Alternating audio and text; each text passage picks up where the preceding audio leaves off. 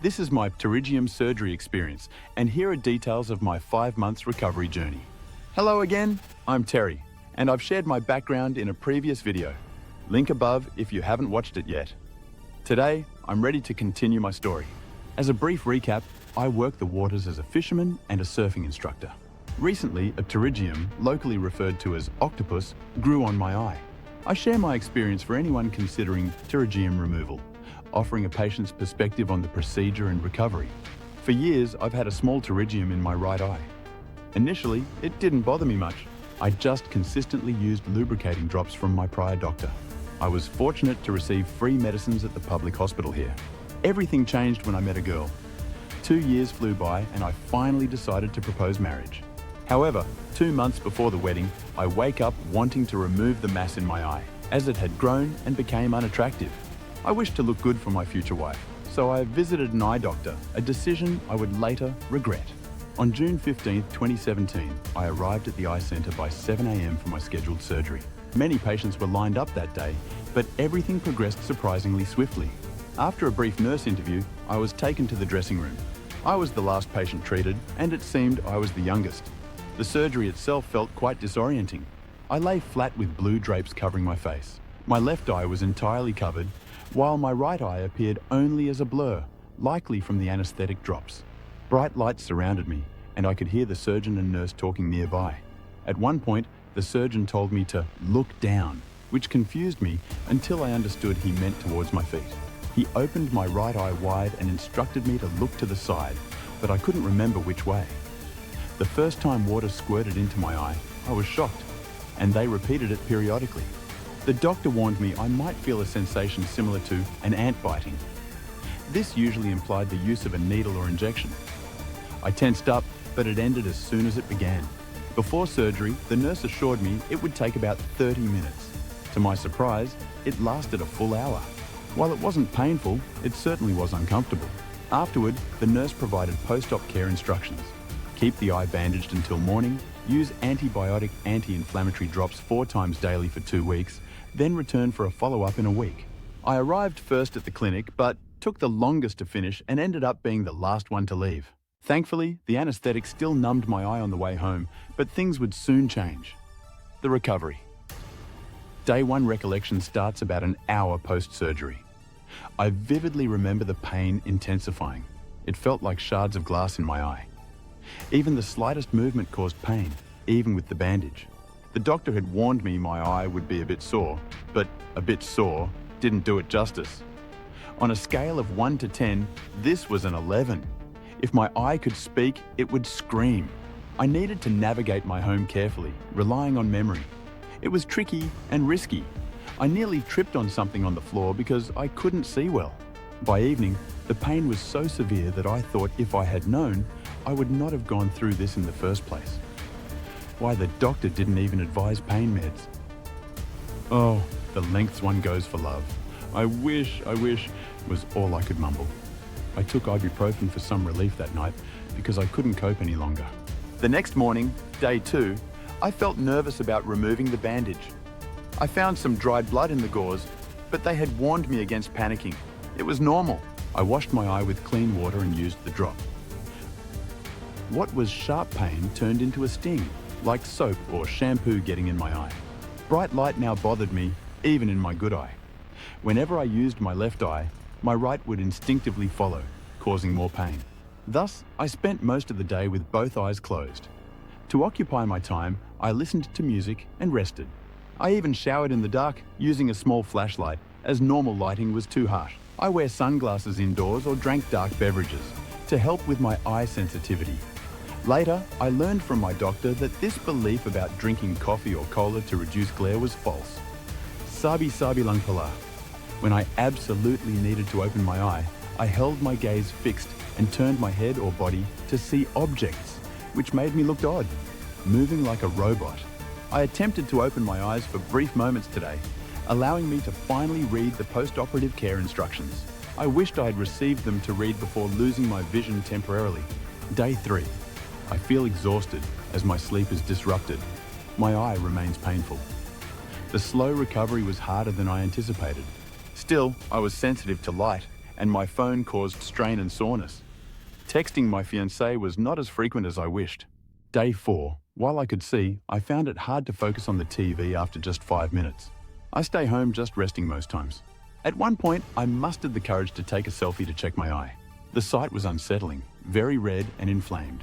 After 3 days indoors, a silver lining appeared. My fiancée visited me, apologizing for her absence due to wedding preparations. I feel upset too for not being able to help her, but I'm relieved that she's very understanding. Neither of us anticipated the long recovery ahead.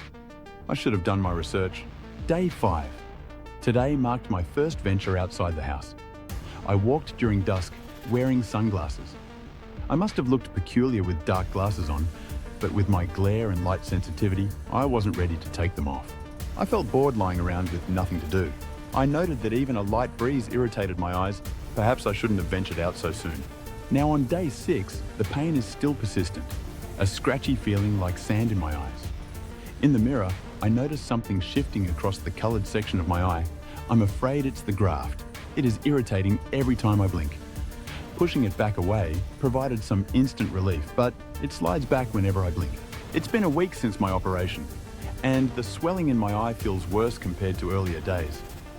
I wondered if this discomfort stems from the stitches dissolving prematurely. I'm worried that the graft has not taken. Tomorrow, I will ask the doctor. During my follow-up, the doctor examined my eye and assured me the graft was healing well. However, a stitch was a bit loose, causing the scratchy feeling. She advised me to let it dissolve naturally. My eye continued to show signs of irritation and swelling, so she instructed me to keep using the combination antibiotics anti-inflammatory drops for another week.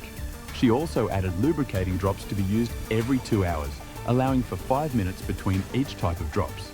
The doctor mentioned pterygium surgery is usually more painful than cataract surgery, and mine was a large case, hence healing would take longer. I began to lose hope my eye would not totally heal in time for our wedding. Regret really began to set in. Day 8. More than a week post-surgery, I finally woke up feeling my eye was less irritated than previously. While some sharp stinging persisted, it now felt more like having dust trapped inside.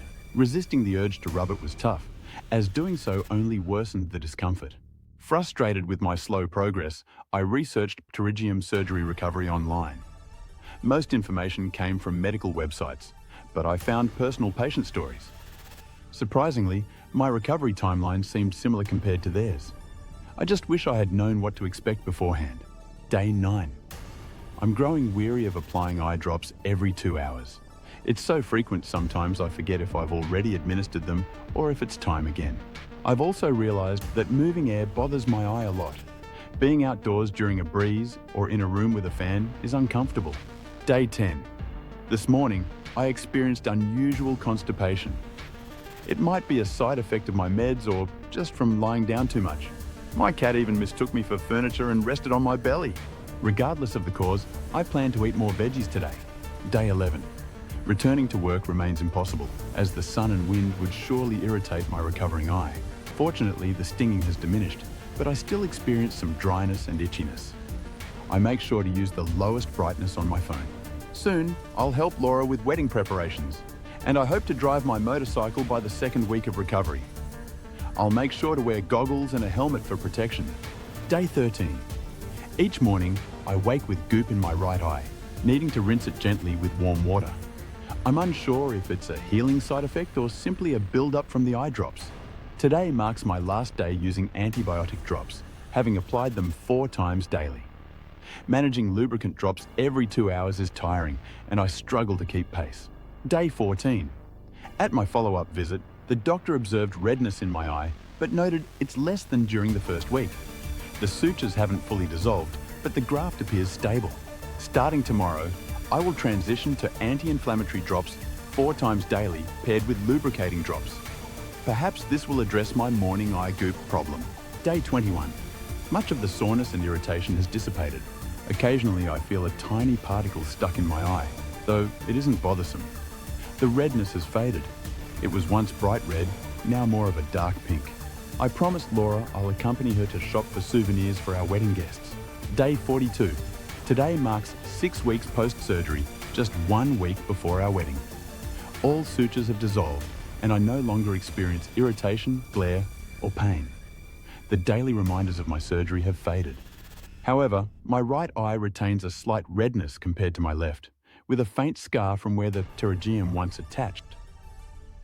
I've accepted the fact that my eye would not be as I'd hoped for during the big day, but it is what it is, and what's done is done. Day 145. A significant gap has passed since my last update. It took an additional 2 months for most redness to fade away. While I attended the wedding with a slight pink eye, the ceremony was still memorable. Thanks to my wife Laura, the spotlight remained on her, and she truly dazzled. Looking at hindsight, there were things I could have done differently. Although initially, I wished I hadn't undergone surgery because of all the pain and hardship, it was mostly because of the wrong timing. I wish I knew beforehand the time it would take for my eye to fully recover. Had I known, I would have postponed the surgery. However, 5 months later, the ordeal fades into distant memory, and I find some satisfaction in having proceeded. At least it halted the pterygium's growth before significantly affecting my vision. Next time, should I consider surgery on my other eye, I'm now more informed and better prepared. Hope you learned something from my story. Give some love here.